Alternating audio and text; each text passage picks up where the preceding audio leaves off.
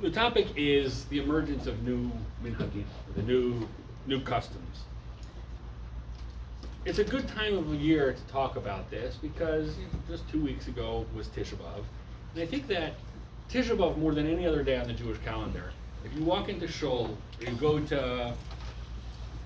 you look at the way that Tisha B'Av is marked in your average Shul, and it doesn't matter, modern Orthodox, more yeshivish, it doesn't really matter. Across the board, Tisha B'Av today looks vastly different from what Tisha B'Av looked like certainly when I was a kid. If you go back, another generation before that, really, really very different. Right? 2 generations ago, it was a lot of sitting on the floor and a lot of like mumbling through keynotes that you didn't really understand. 2 of the things that really became I guess the 2-step process. One big thing that happened was this idea of explanatory keynote, right? That you don't say every keynote, right? You say a select few, but somebody, a scholar, a rabbi, gives an entire introduction, an explanation, sometimes an entire historical lecture, either on the particular keynote or related to the particular keynote in some way. I love this stuff, and I go online on Tisha B'Av, and here this year it was great because I was on the West Coast, so I could everybody was already done, so I could get a little bit from this one and a little bit from that one. In Israel, it's a little bit harder because it's in the afternoon. Then when it's the afternoon after Chatzot, by the time the people on the East Coast of the United States are just getting started. But this year, I had the pick of the litter. And there was some really great stuff, including, a friend of mine who's a rabbi in Pittsburgh was writing about how, was speaking about comparing the kina that talks about the blood that was bubbling on the surface of the Beit HaMikdash at the end of Bayit Rishon, comparing that with Edgar Allan Poe's Telltale Heart, and great stuff. But I can't imagine that being in a Tisha B'Av service 25, 30 years ago, 50 years ago for sure. So it's recent and it's changed the day. The other thing, I actually thought about this also here in San Diego, right down around the corner, right on Lake Murray. There's a small baseball stadium. It's called Shira Field. Right, so it's that must be where they have the Tisha B'Av kumsitz, right? And the Tisha B'Av kumsitz, right? Everybody gets and sits down on the Shira Field and they sing slow songs. But next year, the whole community get together on Shira Field and sing. Yeah, well, if it's in Yerushalayim, then we won't have Tisha B'Av. Tisha B'Av will be a yontif.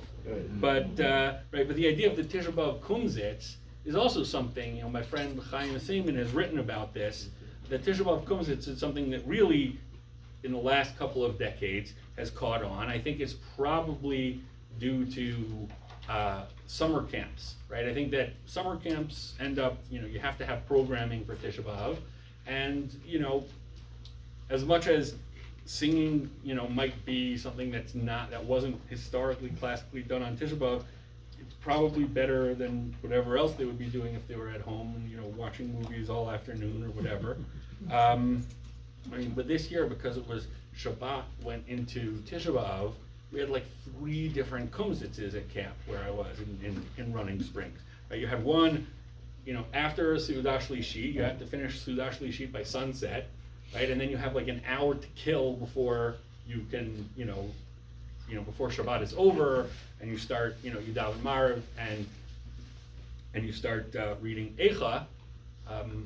So you have that hour to kill. So what are you going to do? All right, you'll sit on the baseball field, sit on the soccer field, and sing slow songs for an hour, right? And then it happened again later that night afterwards, because it's only, on camp time, it's only 9 o'clock at night, so you can't send them to bed right away. So okay, comes it, right? And then as the day ends, in the afternoon after Mincha, a third kumsitz, right? So 3 different kumsitzes over the course of Tisha B'Av, right? That's a significant part of the day's programming. right? And if you want to add the minhagim, right, there's also a minhag to watch a movie on Tisha B'Av afternoon, but it has to either be a Holocaust movie or a movie about not speaking Lashon Hara or a movie about, you know, I think Operation Thunderbolt is like, okay, b'diavad. So you have, right, and so you might say that like, okay, these things, this isn't minhagim, this is just what people do. Like, well, what's the difference, right? Is minhag just what people do? There's a book, right? It's called Minhagei Kehila Kedosha Vermaiza. It was published. It was written in the 1600s by a fellow by the name of Rav Yosba Shamish. He was the Shamish of the Kehila, which was like a professional position in the community of Worms, one of the ancient German Jewish communities. And he goes through he goes through everything. He goes through his own daily routine, and he has like 100 pages describing what a wedding looks like in the community. And it includes things like, you know, on the third day of Sheva Brachos, we have fish. And on the fourth day of Sheva Brachos, we have chicken. And like stuff that, you know, and it all has, and this was very scripted. This is the kind of thing that they used to do. And it's published, it's one of the classic books of minhagim, right? So I can imagine somebody saying today that like, okay, in, you know, the way that we do a wedding is, right, the chassan and kala, when they come in for the dancing, you know, the minhag is for a band to play an intro, either Smoke on the Water or AC/DC's Back in Black, right? And those are you know, some places have this minhag, some places have that minhag, right? The minhag is that in the first dance set you have the regular stuff, right? And then the rabbis leave, and in the second dance set you have the wilder stuff, and some people do the mixed dancing then, right? That's when you do Cotton Eye Joe. That's when, but like, what's the difference, right? And the truth of the matter is that these are things, these are memes, right? These are, I don't mean memes in like the sense of like the pictures where you supply the words. Meme is, you know, in the original sense, going back to the 1970s, right? A meme, a meme is the basic unit of culture, right?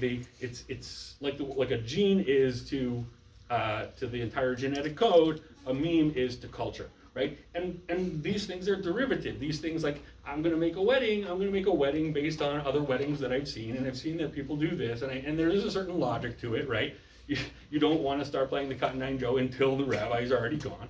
And those are the kinds of things that, like, there's an internal logic to it, right? But the question is, right, you know, there's so many things that we do and that we don't even realize that we do. There's so many things that we do that are unwritten, that are unspoken, right? We don't even realize it. Like, we think that, what do you mean? Like, there's enough stuff in the books that we don't do, that we have to, but the fact is that the way that we organize our lives, the way that we arrange our lives, when we're living a thickly Jewish life, there are routines that we participate in that we don't even realize that we participate in. And it's not just at those kind of events, right? Now, you know, this grew out of a podcast that I did with a friend of mine around the time of Yom HaAtzmaut that the rabbi listened to and liked and said, could you do something like that in the talk? I'm like, okay, we'll do something like that.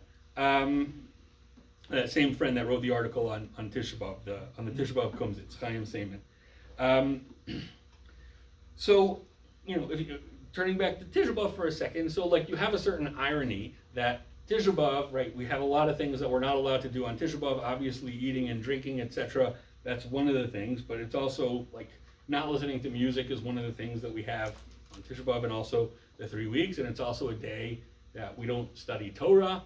And now, ironically, one of the things that characterizes Tisha B'Av is music and, you know, a learning, right?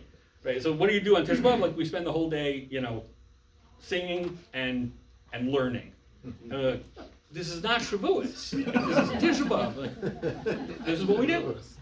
This is what we do. So it's a transformation, and I don't think anybody wants to go back. I think like it makes the day. If we're gonna look at it honestly, I think it makes the day a lot more meaningful. I think it makes the day a lot more it gives a lot more. It gives a lot more presence to the day, right? We participate in it a lot more than we would if we were just saying these, these liturgical poems that were composed 1,000 years ago and are really, honestly, very difficult to understand.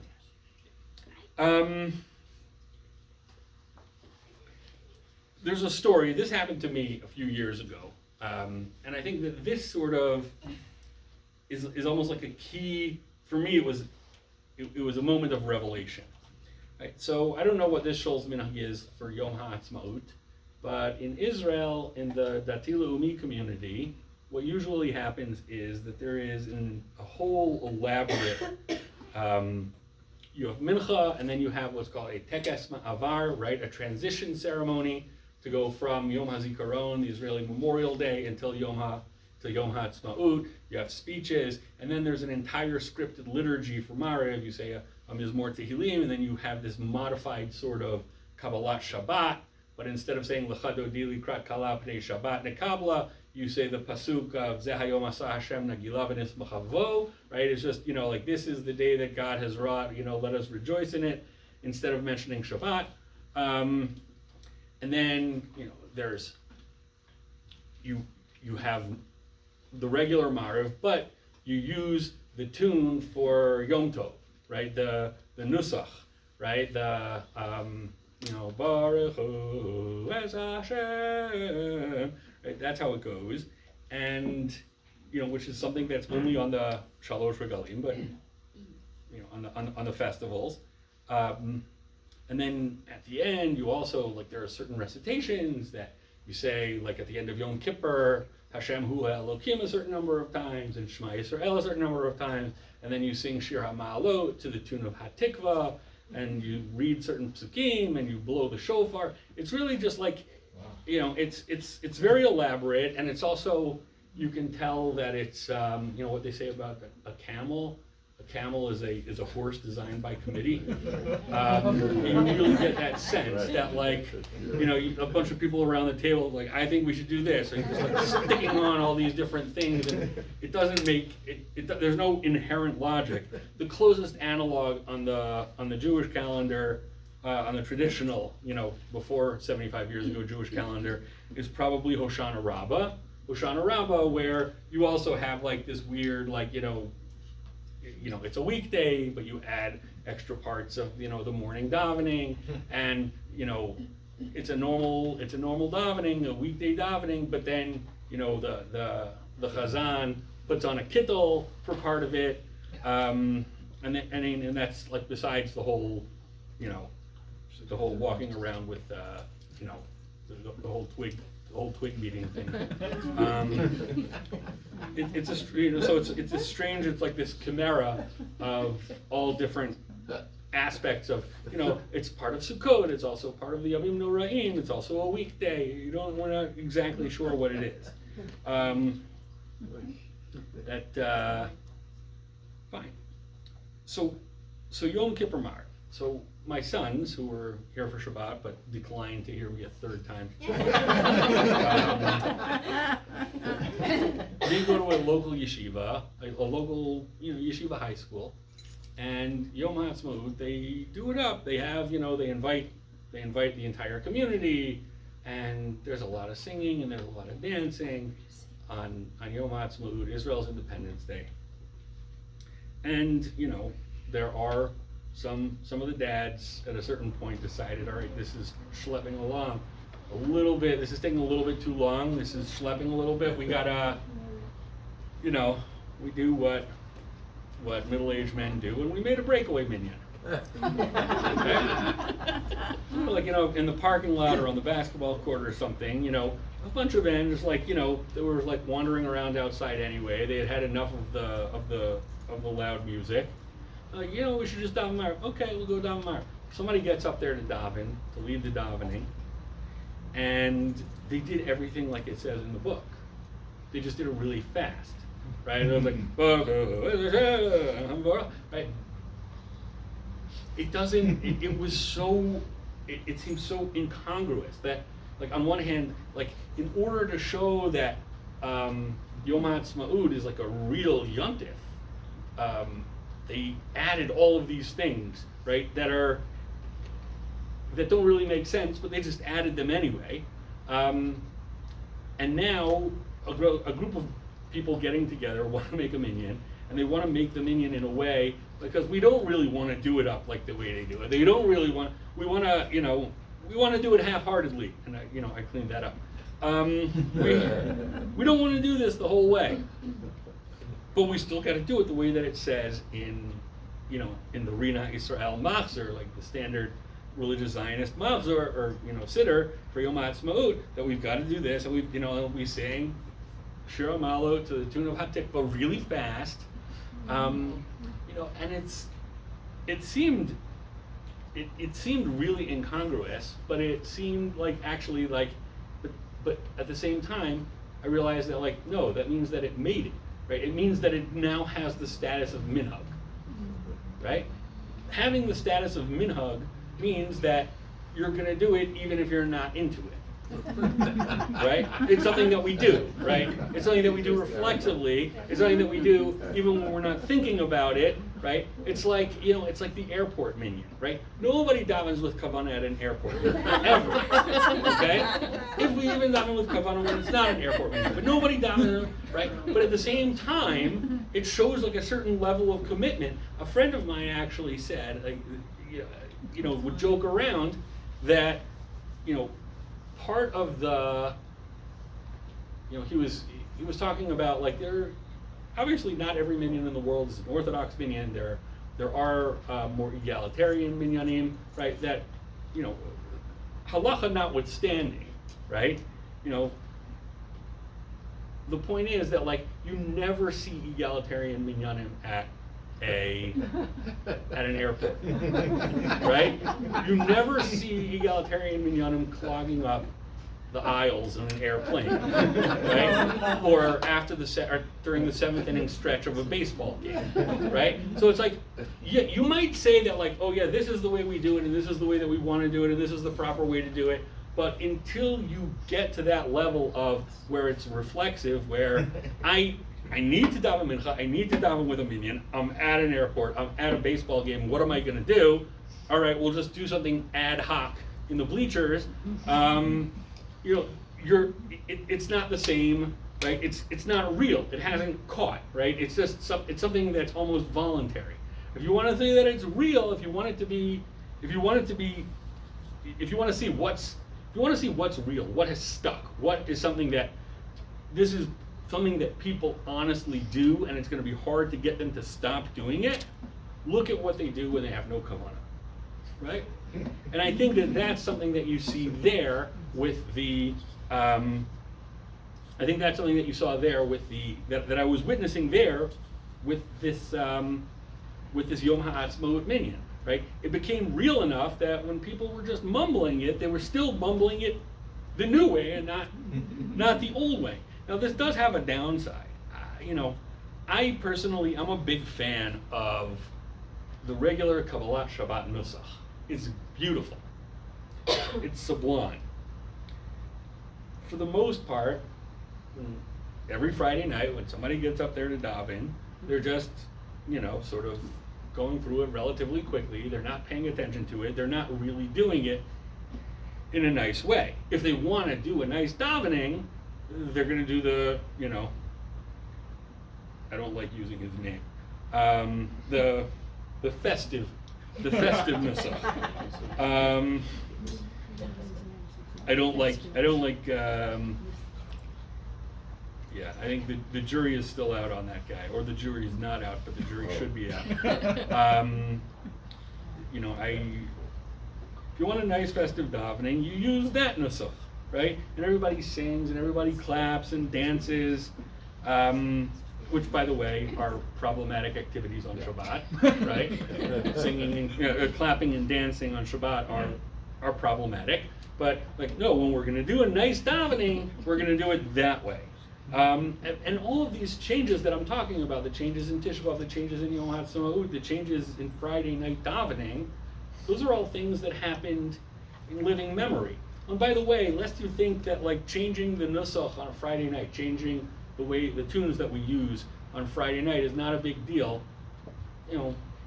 If somebody gets, in a month it's going to be Rosh Hashanah, right?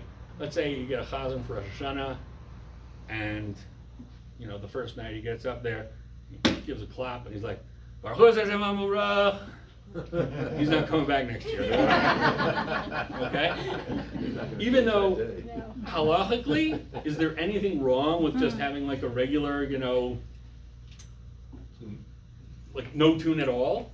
I remember that happened to me like a few years ago. Like I registered a complaint with the gabbai of the minyan that I was davening at for the Yom Noraim, and I was like, the guy has a nice voice, but he doesn't know the nusach.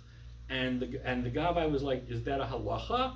And I was like, no, it's not a halacha, but that's what makes it Rosh Hashanah, right? What makes Rosh Hashanah is the tunes. What makes Yom Kippur is the tunes. What makes Pesach is the tunes. And what makes Friday night is the tunes, right? And here in Living Memory, we're changing up the tunes, which is something that, it's not a simple thing.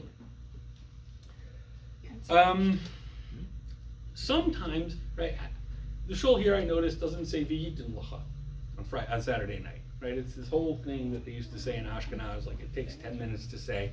Fewer and fewer shuls say it. There are other things that fewer and fewer shuls say. The Yotzrot, you barely find any, like these are liturgical poems from 1,000 years ago. They're printed in almost every siddur. Until recently, people would say them, or shuls would say them, right? And then, like, there's a two-step process. First, it falls out of use, right? People stop saying things, and then it falls out of the siddur, right? Because it's a lot harder to take something out of the siddur, right? Like like I might not say Yakum Porkan, right? But if you take Yakum Porkan out of the siddur, then you're some kind of heretic, right? It's like, but do you say it? No. You can't take it out of the siddur, right? Which has its own logic, its own psychology. So there are things like, next week we're going to start saying with David Hashem Ori. That's a custom that's the earliest attestation is about 200 years ago in Rav Ephraim Zalman Margoliot, and now it's something that it's part of what makes Elul Elul, right? Part of like the beginning of Elul is that we start saying this chapter of Tehillim, chapter 27 of the Psalms, with David Hashem Ori, God is my light and my salvation, right? And that's a relatively new custom, but like we can't imagine things without it. And how did it catch on? I have no idea. It's based on a midrash, but like people didn't start actually saying it daily until 200 years ago. Sometimes you can point to things like COVID, and say that there was like a certain kind of change that happened with COVID. I'm not sure.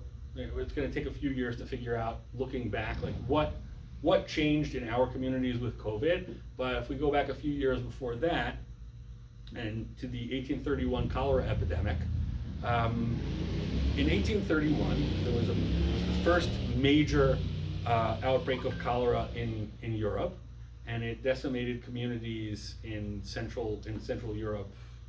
It took a devastating toll in places like in Prussia and in Galicia. And Rabbi Akiva Eger, who was the rabbi in Poznan, which is today in Poland, in Western Poland.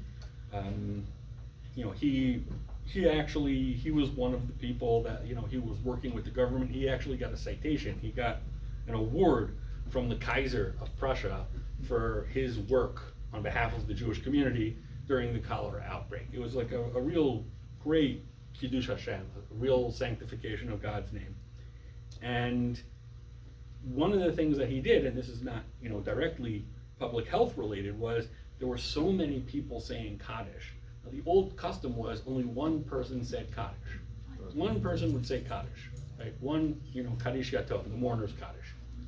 And there were so many people saying Kaddish that there was no way to like have a rotation. People would be saying Kaddish once a week. So he said, fine, one Kaddish a day, the Kaddish after Aleinu, more than one person can say it together. How many shuls do we see today where only one person says Kaddish at a time? There are a few still left, but the norm has become that people say Kaddish together. Now, Rabbi Akiva Eiger wasn't the first person to say. There were others in Sephardic lands that were saying Kaddish together, even though the mourner's Kaddish, it has to be said, it's an Ashkenazic custom, right? It originated in Ashkenaz. You can pinpoint the dates in the late 1100s. The mourner's Kaddish was an Ashkenazic custom. It spread to the Spanish lands, to Sfarad in North Africa, only in the late 1300s. And it's now everywhere. But the custom was, and there would be fights, by the way, right? And there were rules, right? If there were two people that had to say Kaddish, who takes precedence, right? Is it a shloshim, somebody who's in shloshim, the first 30 days versus beyond the first 30 days? And what if it's how does the yahrzeit rank? Somebody is observing the yahrzeit, where do they fit in? And if you have 3 people saying Kaddish, but 2 of them are brothers, right? How do you divide it up? Do you divide it up based on the people that you're saying Kaddish for, or do you divide it up based on the number of people saying Kaddish, right? So does each brother get 1/3, or do the brothers divide a half, and the other guy gets a half? And it's always guys, because women did not factor into this. Women, even if women could say Kaddish, right, and that itself is a debate, they didn't have the rights to say Kaddish, and these were rights. These were things that they were adjudicated. These were things that, and there were fights that came out. There were fights about this kind of stuff. Until comes along the cholera epidemic, and Rabbi Akiva Eiger says, okay, everybody can say Kaddish together, but just this one Kaddish a day, and just for this year. We never went back. So I don't know what's going to have changed with COVID, but we'll figure it out. At a certain point, we're going to look back and say like, oh, that changed during COVID. Another interesting thing about Kaddish, right? If we're talking about Kaddish, I'm not going to talk again about the Yit Gadal V'Yit Kadash versus Yit Gadel V'Yit Kadesh. I could. It's a fun one, but the reason that the mourner's Kaddish became a thing was based on, became so important, became so central, was because of a midrash. There's a midrash about how Rabbi Akiva saw this, this condemned soul, and this condemned soul did terrible sins in his life, and Rabbi Akiva said to him, like, there's no way for you to be, spared from this terrible punishment. He said, the only way is for my son to say Kaddish, to say Kaddish for me, or to daven for me, but I have nothing to do with my son, and he's not getting any kind of education, so it's not going to happen. So Rabbi Akiva goes and he finds the son, and he teaches him to daven. And when the son started saying Kaddish, and the next time Rabbi Akiva runs into this condemned soul, he was no longer condemned, right? So there was this mythology of that a child of the deceased can ease the punishment, ease the purgatory of the deceased parent, right? And that, that sounds pretty good. I want my kid to say Kaddish for me. And that's how that's the mythos on which Kaddish is built. This idea that it actually helps and eases the punishment of the soul of the departed parent. And that's why people took it so seriously, and that's why people were like, I have rights, and these rights are, these are what I need to do for a father. It was also for a parent, and it was also a way of, Baruch Hashem, I've never experienced this. I've never lost a parent, and my parents should live and be well. Ad Mei V'Esrim. But I know that it's the process. That year of saying Kaddish does have a comforting effect, and it does have an effect of working through often very, very complicated feelings and relationships toward the deceased parent. So, and that idea of I can help get my parent out of purgatory that was an idea that held a lot of attraction for a lot of people. Now we have COVID, and you had all kinds of questions at the beginning during the lockdown. Is one permitted to say Kaddish over Zoom, right? And the answer was, surprisingly, in most cases, yeah, because you're not actually saying God's name at any point in Kaddish, right? So you can say Kaddish over Zoom, and people can answer over Zoom. At least, I saw several responses from rabbis that were saying that. And it dawned on me, it's like,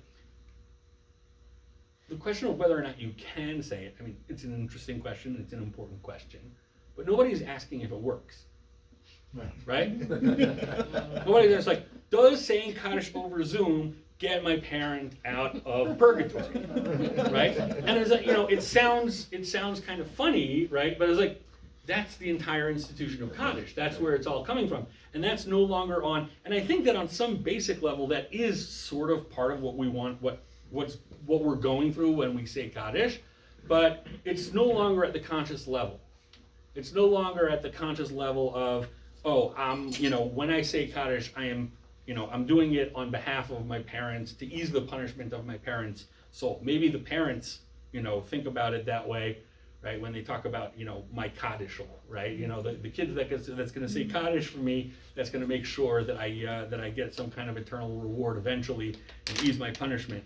But I don't think the people saying Kaddish, they weren't asking the question of whether or not it works. They were asking the question of whether or not I'm allowed to, which I thought was just a mental shift in terms of how people think about things. And maybe that mental shift also creates this ability of it could be that in another generation, whatever, maybe 600 years ago, if there would have been something like Zoom, they wouldn't have even asked, the question wouldn't have been, can I say Kaddish? The question would have been, would it work? And if it doesn't work, then what's the point? Why would I say Kaddish?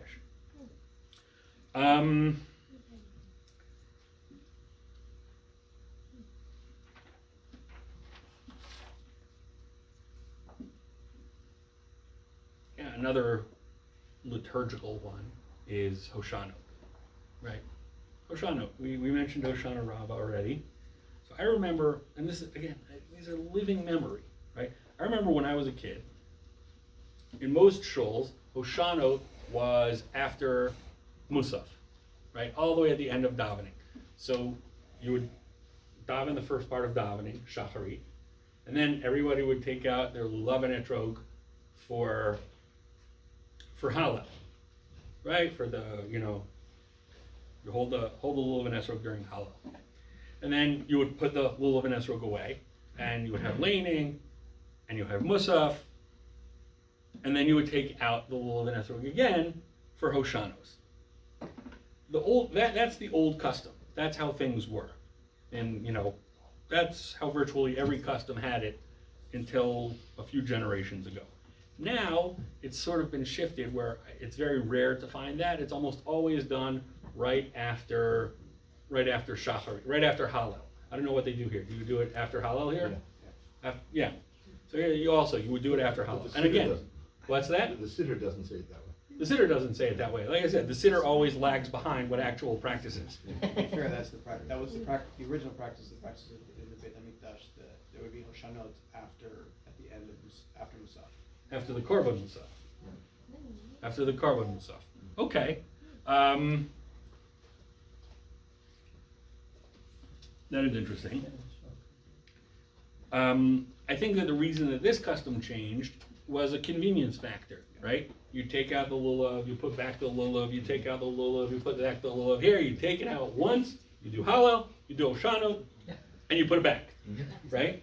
Now, 100 years ago, or maybe more, did everybody have a lulav and esrog? I don't know. I don't think so, right? Certainly if you go back, a few hundred years, there was maybe one per community.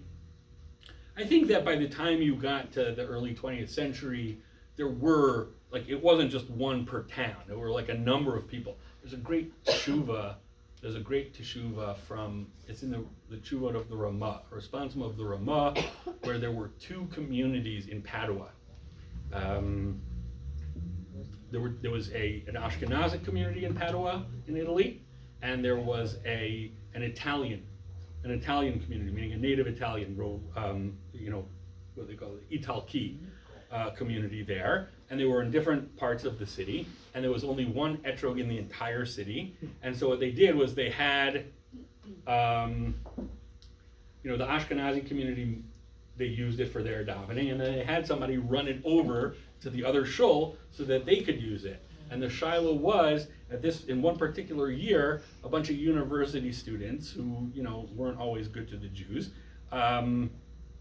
basically mugged the courier, and took the esrog, and I don't know, they ate it, they chopped it up, they thought they were playing a prank. I was like, what are we supposed to do now? And the question was about, like, there was another kind of esrog kind of thing that was growing in town. Could they use that as an esrog? That was the question. So we're far past that, so taking a lulav out and putting it back isn't really a big deal when there's only one or two in the entire shul. But now it's like everybody's got one, and it's like you gotta duck. It's like, everybody's, like you gotta duck everybody else's lulav and etrog. People are poking each other. Oh, that's another one of my favorite responsa. This is a classic. This is written in the 1400s, same part of the world, and today, today either in Slovenia or in southern Austria, so not far from Padua, which is northeast Italy.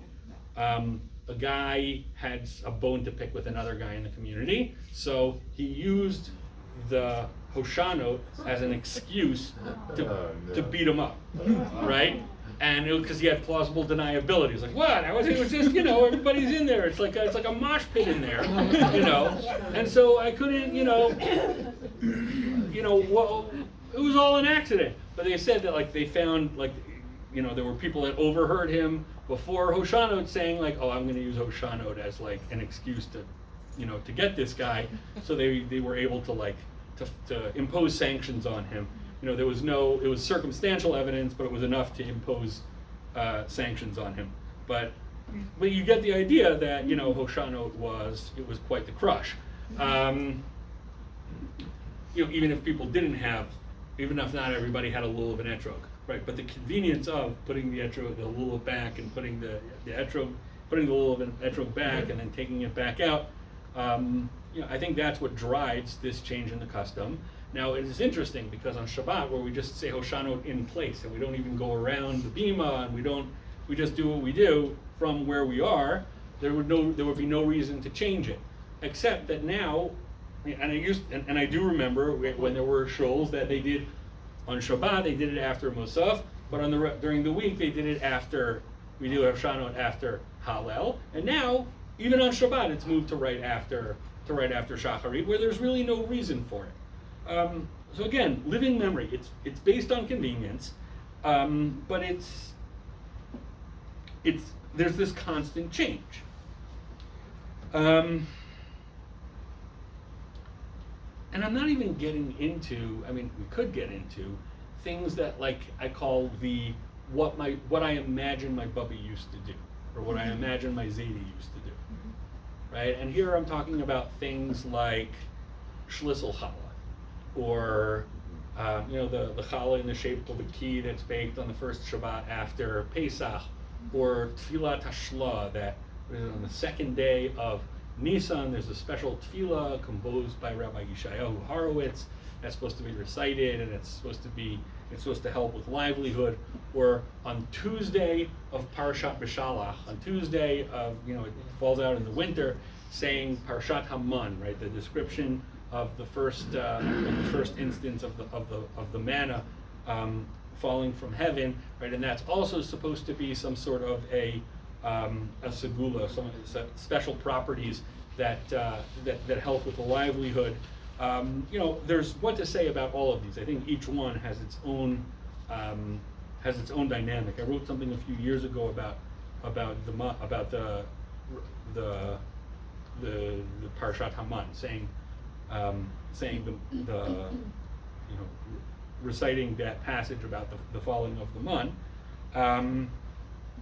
So there's a lot to speculate about, but I think that the spread of these things is largely tied to things like WhatsApp and Instagram. right? Like how many times, like you get these constant reminders via WhatsApp, via Instagram. You see pictures of everybody else's schlissel challah on Instagram, Facebook, Twitter, right? And that sort of generates its own momentum. Now, I'm not saying that it's not a thing. Yes, it goes back. The idea of schlissel challah was recorded by the Abder Rav, who was a Hasidic Rav in Poland in the early 1800s. So it is something that has yichus. It's a pedigreed custom, right? But not a lot of people did it. Not a lot of people said Tfilat Hashla. Not a lot of people were saying, we're saying Parshat Haman, right? But with the spread of these sorts of mass, of these forms of, not mass media, social media, including pictures, it's easy to remind 100 friends to say Parshat Haman today. I don't know how many friends you're going to have after that, but at least when you send it, you're going to have 100 friends. You can send it to 100 people. Right? So on one hand, there is a need that it's filling. I mean, I think that in order for these things to work, you do have to have a certain sense of financial insecurity, right? That there's what to be concerned about. I'm going to take any help that I can get in this regard. I think that there's also what I call like my imagined Bubby or my imagined Zadie. I imagine that my grandparents, this is what because a lot of people, especially in the United States, are people from lost generations, people that either grew up to Holocaust survivors and don't really know what happened before, or people, a lot of people are Baalei Tshuva, a lot of people were educated by institutions more than they were educated by their families.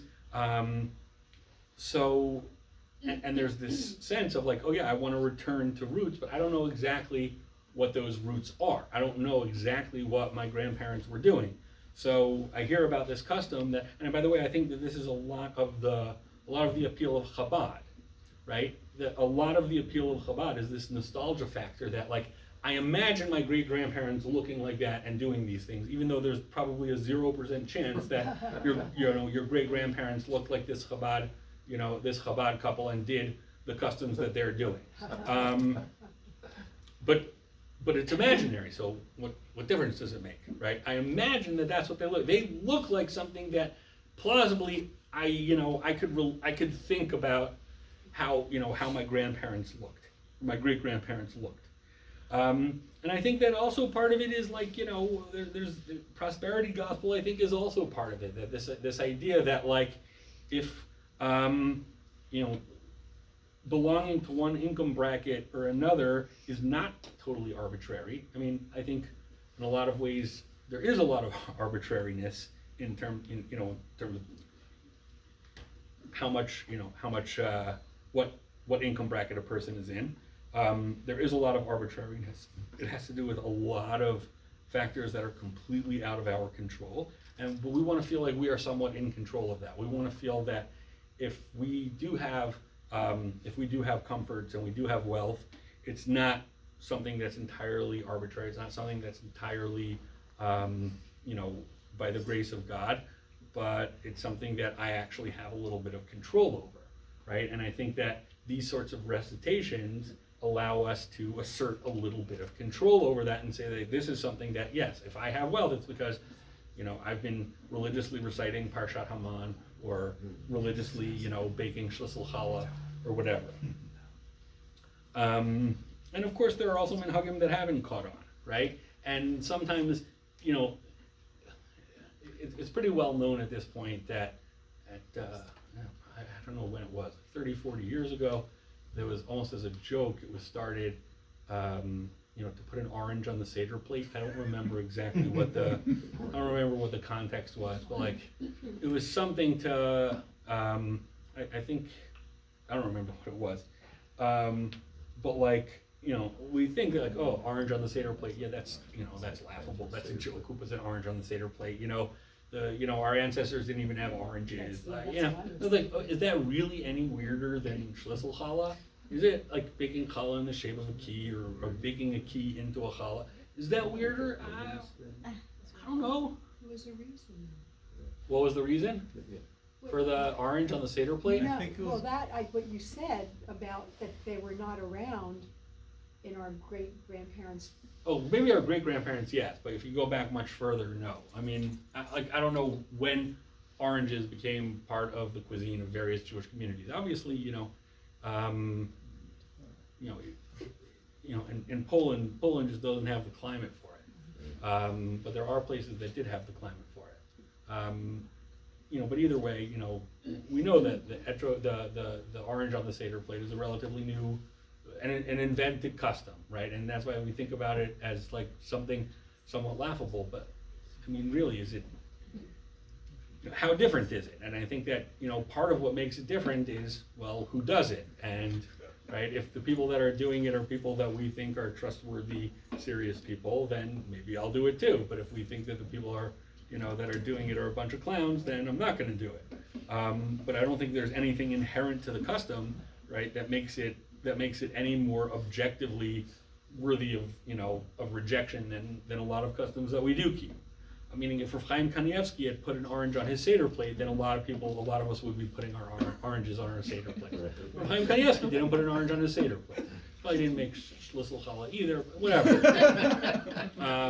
If the Belzer Rabbi put an orange on his Seder plate, fine. So the provenance helps, right? The pedigree helps.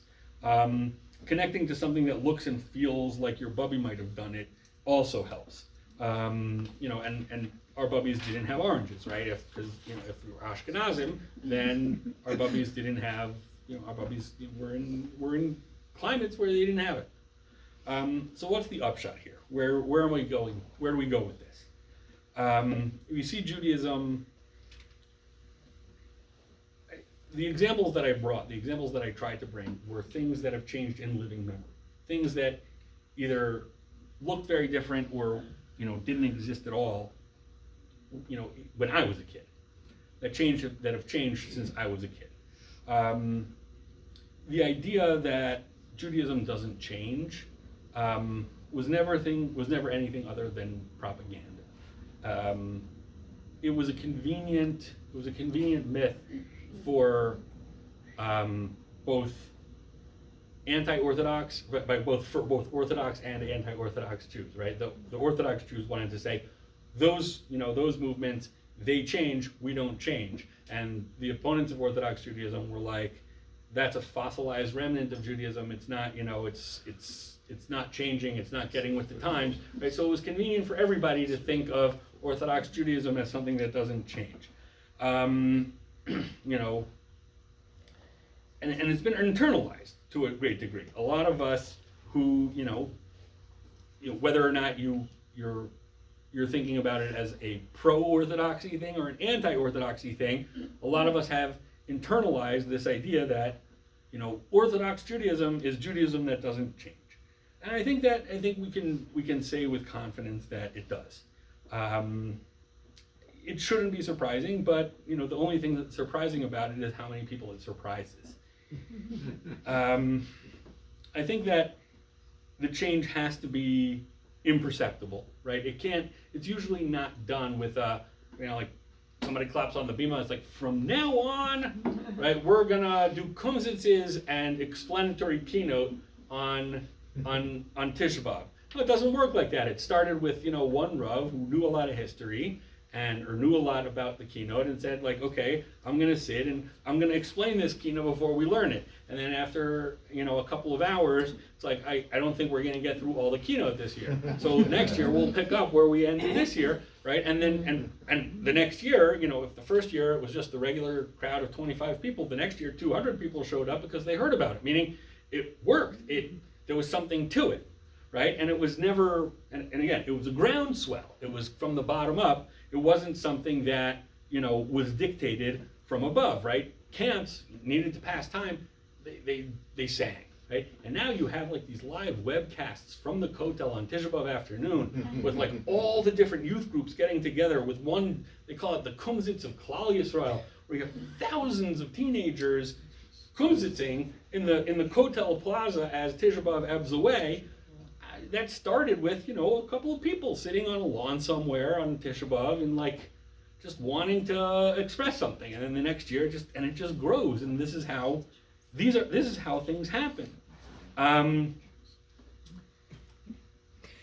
So I am cursed with, the ability to like watch things over 25 years and notice the changes that other people, that might be imperceptible for others, which it's a blessing and a curse.